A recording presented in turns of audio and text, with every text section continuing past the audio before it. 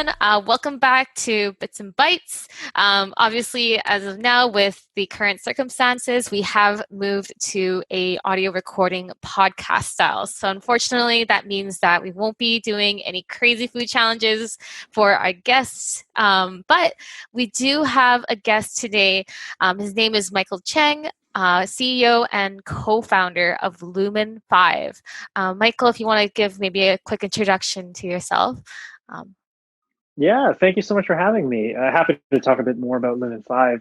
At Lumen5, we're building the world's smartest video creator, designed for brands and businesses to create video content at scale by leveraging artificial intelligence and machine learning. And really the goal is to make it so that anyone without any technical training or video editing experience can easily create video content in minutes for social media or wherever they choose. Awesome. So just out of curiosity, I know that you've worked on several startups now, from everything from like Sniply to Witty Cookie and now Lumen5. How did your ideas kind of start, especially for Lumen5? Was this something that just kind of like came to you like, while you're working on something? Was it a problem you encountered? Like, what's your thought process? Like, how do you develop an idea for a startup? Yeah, I always believe that the most important question to ask when thinking about a new business is why now? Why is this idea unique to the world it is today? And why would this specific idea not make sense if you did it 5 years ago or 5 years later? So I'm really a big fan that timeliness is a key component to any successful business idea. For example, back in Witty Cookie days, where I was primarily developing websites for really local businesses, small businesses, people who were just starting out, and the need was such that there were businesses who didn't have websites when I knew that people were mostly spending their time online and making purchasing decisions online. And so the need was clear. And that's why Witty Cookie made sense at the time. But nowadays, where you have a lot more accessible tools like Squarespace and Wix, the landscape has changed. So a business like what I was building at that time might not be the best business idea in today's world. And so many things change. And so ideas shift as the world changes. For Lumen5, it was based on also a similar observation. The world was changing. And that specific change was about 3 or 4 years ago when I noticed that social media was really transforming into a video network. Everywhere you go on Facebook, you go on Instagram, everything was starting to turn into videos. And in more recent years, even LinkedIn is now primarily video content. You start to see the emergence of pure video networks like Snapchat or TikTok. And Instagram story wasn't really even a thing when we started Lumen5. And so what I saw was really the spike in demand for video content, and the natural thing to do as an entrepreneur is, where does the supply come from? If people want to watch videos, who's making all these videos, and can we play a part in that? And what we found was that although people love watching videos, it's extremely expensive and cumbersome to create video content. And most brands, most businesses just can't afford to do it.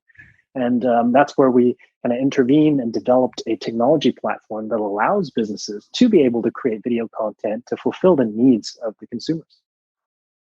Oh, it's amazing. So, kind of like, I guess, adding further to this, when exactly did you start coming up with ideas for Lumen5 then? Was this something like, was it while you were working on at your previous startups, or was it just something that, between startups that you decided, hey, let's start this new venture?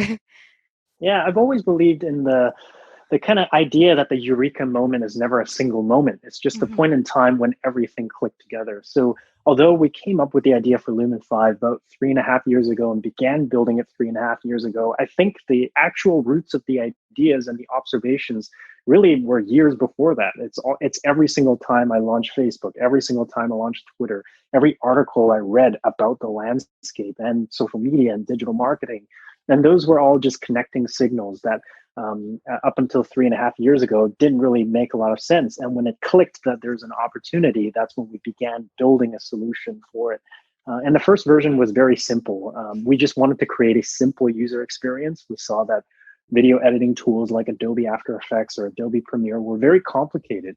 And we just wanted to create a simple user experience. And then over time, we layered on automation, artificial intelligence, machine learning, and further push what we call average creation time or average completion time down from what traditionally, if you want a video made, it could take weeks, Now we've successfully pushed that down to an average of 6 minutes, and we continue to push that threshold using Crazy. automation. Wow, that's good. That's really awesome. 6 minute of video. So we could do like 14 videos in this conversation, maybe. Yeah, there are. We have large enterprise customers who produce thousands of videos on a monthly basis using our technology. So, you might have seen some of our customers like Forbes, Time Magazine, or here, the Daily Hive is part of our customer base as well. And if you're ever curious how they're able to release videos multiple times per day across the globe, it's using a lot of the technology that we put together. That's awesome. That's fantastic. Just to hang on to something you said earlier and to jump away for a second, like obviously with, we're doing this call virtually, the world's changing again. What are you seeing now that you're trying to maybe keep half an eye on? Because I know, in the way your mind works, you're always looking. So. Yeah, I think so. So you're seeing the way people work, the way people purchase, those are all changing. There's talks of trying on clothes is now extremely dangerous because COVID can live on zippers and buttons. And so I think there's new opportunities emerging in e-commerce. There's new opportunities emerging in making people feel safe. And this isn't the first pandemic, and it's not going to be the last pandemic. And I think, if anything, this is a wake-up call that will give way to new practices. I think food delivery is becoming more normal than ever before. So the way people purchase, the way people live and work, you see Zoom and Slack skyrocketing in their stock prices. Domino's and Papa John's hired 100,000 people while companies were laying people off. So it's not that the economy is on a downturn, it's that it's shifting, and there are certain players who are winning and certain players who are losing as a result of it. And I think this pandemic has accelerated the rate of which we are adopting a digital lifestyle. And I think that's something to really keen into is, what does remote work look like? What kind of technologies, what kind of opportunities are there for technologies to help people work better together when you have companies like Twitter saying they're going to go remote optional forever as an entire organization? Google saying that remote will likely last until 2021. And right now it's just the Zoom and Slack combo. There's so many more opportunities out there. So especially around the remote aspect of work, I think there's a lot of interesting opportunities there. And what about you guys at Lumen5? Like, have you guys decided on anything? Or obviously right now everybody's remote, but is that going to be a long term for you or not decided? It's interesting. I think, if anything, the pandemic has created the opportunity for us to try full remote and seeing how people are. And as with many things, people are great with adapting and things are fine. The company continues to grow. Our operations are good. What this allows us to do by being a remote company is we could potentially hire from all across the globe without that physical limitation. Mm-hmm. We could hire from any country in the world and still be able to work as a remote first company. But at the same time, we need to balance that with the social needs. Not everyone loves to be at home every single day. And so there is a high likelihood that we would go into some form of a remote first working environment where there is an office that people will go to collaborate a couple times a week if they need to, but be completely okay with getting a lot of their focused time at home. And that's still to be determined. I think it's just going to be a series of experiments to see what people resonate with. Yeah. And speaking of, adapting with the current pandemic and lockdowns, like how has this kind of affected your daily routine? Like, what is it kind of looking like now for you? I used to spend about 2 hours in total on transit. Wow. So getting to Mount Pleasant, coming back to Burnaby, that was a very time-consuming process for me. It's transfers, SkyTrains, bus. So for me, getting the 2 hours back is actually very helpful. I do miss being in person, especially interviewing and hiring, getting to know someone. I find it can be challenging if you're just doing it remote. But other than that, getting the 2 hours back, it gives me the chance to get a lot more done. And I've appreciated that benefit. I think it would be nice to be able to meet some of our new team members. We've hired people that I've never met before, and they've never seen the office before. And over the past 2 months, we've hired a few people. Yeah, and I think there is that aspect that I miss, but from a productivity standpoint, getting those 2 hours back is really helpful. Yeah. Speaking of hiring too, let's say like there was someone that was really interested in working for Lumen. Like, what are some of the key things that you kind of look for in a potential hire? Personal development is a big thing. We definitely believe that any company at the end of the day is just a group of people. And if a company wants to grow, the people individually have to grow. So one thing we really look for is a demonstrated track record of personal growth. How aggressively have they pursued improvement or knowledge, be it taking courses, reading books, whatever it may be. I think there are certain individuals who are just really high performers who are always challenging themselves. And that's something that we look for in not just the work history, but also in school, even for more junior talent who are looking to enter the workforce. We're always curious as to, did they go the extra mile to pursue extracurricular, and were they competitive in those endeavors? Those are things that I think are important qualities for us to do what we want to do, which is to build a much larger business than we are today. Yeah. Just kind of like adding in a little fun twist. Like, have you ever had a really bad interview by any chance? Because, Of course, no names, no names. No names need to be added in, but, we kind of want to also hear, the bad side of things, especially for those that might be interested in joining the tech industry, like, for sort of some backstory for myself, working at Launch was actually my first tech startup. So wasn't really, I was kind of aware of what I was going to get into, but Sam might say that my interview with him was quite interesting. That's a story for another time. but we like her and she's here. Well, whatever she did, it worked.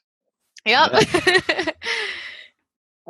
So and it's not always the candidate. Sometimes it's me, and I think so much of interviewing is about that fit. And you can have a bad interview even if both parties are very high performers, but if you're not speaking on the same wavelength and you're just not connecting on the right values, sometimes it just makes for a poor interview. So it's not always the candidate, but specifically with what we look for. Going back to the earlier point about personal growth and that constant learning, I think where the interviews tend to fall flat are people who aren't really able to articulate how they've pushed themselves to learn or to just be a little more than who they were yesterday. And those are the interviews that I think don't tend to end up in an offer. I wouldn't say they're bad by any means, but that is something that I've noticed on a recurring basis. And we try to identify that earlier on from the resume or from the phone screen. But yeah, we have a very strong culture of learning. Even after a candidate is selected for the job, we have learning budgets, we have kind of lunch and learns, and we always encourage this idea of constant improvement. That's awesome. And then for just those people that are listening that aren't in our industry, like, I feel like, I don't know if you agree with me, but there's certain like romanticism to working in tech. I don't know if maybe it's like it's Silicon Valley or I don't know, other shows or stuff like that. But like, what do you think, like, people outside in, that are maybe interested in joining the tech industry, like, what are some of those unspoken truths or challenges? Yeah, I think as you mentioned at the perhaps the beginning, like, I've built a number of startups. There's a lot of news stories being written about Lumen5 and not as much written about all the times where I have failed. And that's the side of startups that you don't hear often about. Is yes, Lumen5 is a successful company with where it is today, but it's something like my 11th or 12th company. And there's been a string of failures along the way leading up to the learnings that made this possible. And I'll bet that it's the same for any success story you hear about. It's always a string of failures that kind of lay down a graveyard to set up the success for one company or one idea that works out well. So the romanticized part of the startup world is, I think, people talk about and think about that end success, whereas most companies are the stepping stones, and it's the failures along the way that build the entrepreneurs and the people to be able to do what they do. And it's the same even within a single company. Is we make tons of mistakes on a daily basis. We work on features that don't go anywhere, and occasionally we have disagreements about nothing, and the conversations don't matter. And it's not like we've perfected this whole operation. It's a constant experimentation and learning process. I think one mistake is definitely to focus too much on the end results. I think startups are really about the journey. And if you don't care about the journey, you're not going to be able to build 10 companies, 20 companies, and keep going.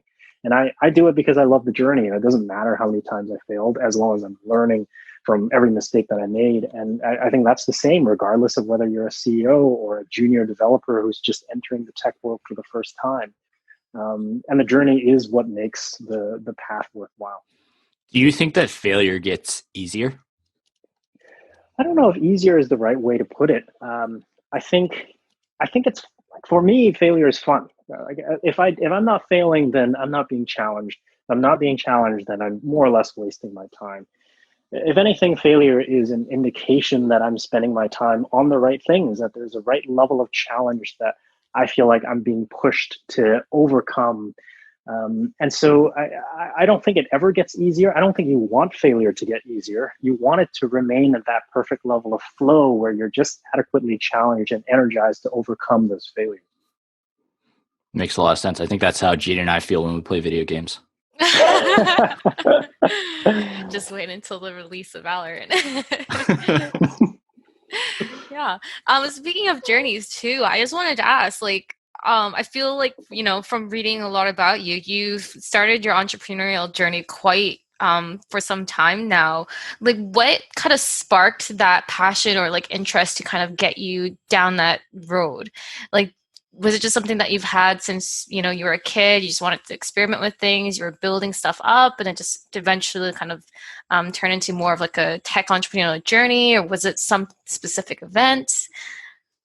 It's certainly a bit of a childhood wonder that I think everyone should strive to preserve. It's just this idea of challenging why things are the way they are, and often I'll see a certain system or a mechanism or the way certain things work that just don't make sense. And I think entrepreneurs are people who see something that doesn't make sense, ask why it doesn't make sense, and then try and make it make sense. And I think that's all it is. A lot of people look at things that don't work or don't make sense and they move on and they don't feel the urge to do anything about it. And I think where children and entrepreneurs perhaps share the same thing is, we ask why, and why is this the way it is? Why does it matter? Why should it be? Why isn't it any other way? And then taking that next step and actually making it the way that it should be. And the world is changing so rapidly that problems are always emerging, things get deprecated and obsolete.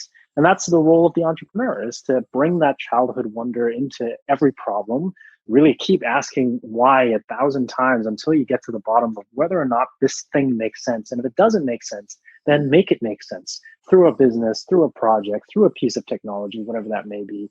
And that's always the spark that starts every journey from business to business. And do you think that anyone can be capable of being an entrepreneur, or do you think that, there's a certain type of mindset that you might need to become an entrepreneur? I personally think that everyone is capable, and I think the only characteristic that prevents people from being entrepreneurs are probably perfectionism.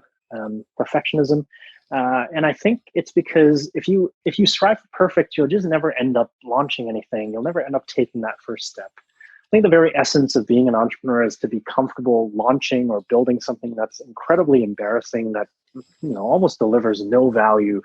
And that's what a minimum viable product should be. It should be something that you're very embarrassed about.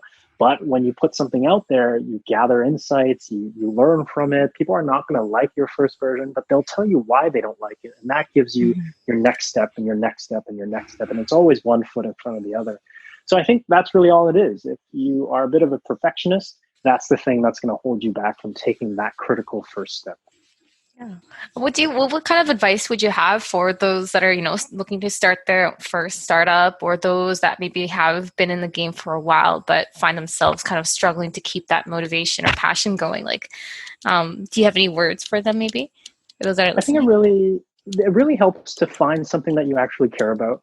When I find entrepreneurs, or when I encounter entrepreneurs who lack the motivation to take that next step, it's usually because they've selected an idea that maybe they assumed had commercial opportunity or commercial potential, but they didn't really care about the idea. And really, it's the passion for the problem. It's not the passion for entrepreneurship. It's not the passion for business building. It's really the passion for the problem that drives an entrepreneur. You can put me into a completely different business solving a problem that I don't care about, and I wouldn't be motivated to pursue it. It has to be a problem that I'm passionate about solving. And I believe that's the case for every entrepreneur. If Elon Musk doesn't care about going to Mars, he's not going to dedicate his life to doing it. And if there are any entrepreneurs who are out there feeling unmotivated, I would seriously question whether or not that idea is something that you really want to do something about, or a problem you really want to solve. Definitely, yeah. Speaking of, just came up with a really fun question idea. So if you were able to kind of create your own dream team of 3 people, whether it's, someone from the past, whether it's someone that's currently existing now, celebrity, CEO, what would your dream team be looking like, and who would they be? Sure. I guess I name dropped earlier. You need someone crazy like Elon Musk. Mm-hmm. So when I'm thinking crazy, someone who really thinks out of this world, literally, he definitely comes to mind. And I think with every business, you need someone with that moonshot mentality who really wants to do something that nobody's even thinking about, like bringing humanity to a different planet. That's the level of craziness that I think you need. Then I think you need to pair that with a bit of pragmatism, someone who can actually take those grand ideas and plan out the execution and be meticulous about it.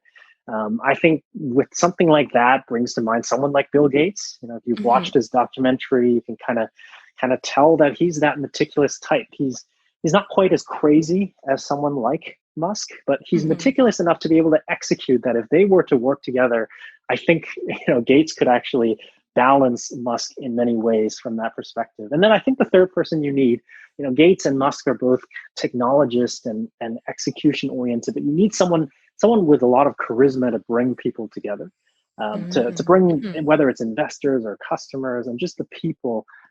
So I would throw in someone like Barack Obama. So you've got Obama, Musk, and Gates, which has the kind of crazy vision, the pragmatic execution, and the charisma to bring people together. So that would be my fun dream team. That's a hell of a team. Yeah, I was just going to say, imagine if the 3 of them did combine forces. Maybe we'd be landing on Mars sooner than we think. Maybe. Yeah.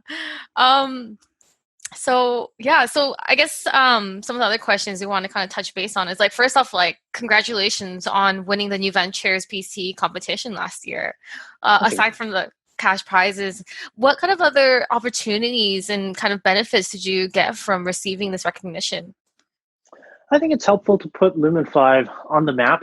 We are a relatively young company, which means that even within the city, not that many people know Lumen5 as a company exists. Within the past 2.5 years or so, we've grown from really just the 3 co-founders to now almost a team of 40 people. And that you don't really hear much about Lumen5. We're a very inward-facing team. We really focus on building products. We don't do a lot of PR and such activities. And that can sometimes be challenging when it comes to employer branding or attracting talent if we're not spending time telling our stories externally. And I think New Ventures BC was just such a great opportunity for us to put ourselves out there and really announce to the city and the community of British Columbia that we are here and we're here to build something significant, and we're looking to grow our team constantly. We've more than doubled our team over the past 12 months, and we want to double again in the next 12 months. And that requires us to put ourselves out there and tell our story.